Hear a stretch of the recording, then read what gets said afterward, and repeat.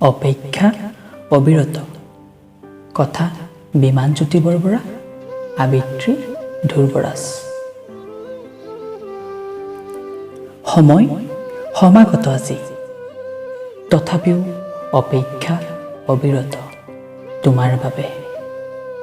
সপোনত দেখা তোমাৰ মিঠা মিচিকীয়া হাঁহিটি যেন পদুমৰ পোখামেলা কলিটি, কিন্তু বাস্তৱত দেখোন তুমি গহীন নিমাত।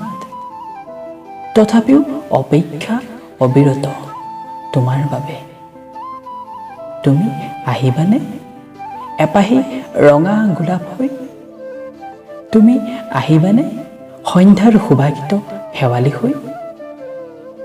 আহিবানে তুমি মাজনিশাৰ এছাতি মলয়া হৈ?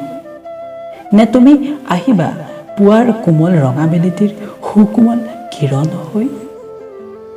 তুমি যেনেকৈ আহা সাৱটি লম আলফুলে হৃদয়ৰ এটি নিভাঁজ কোণত।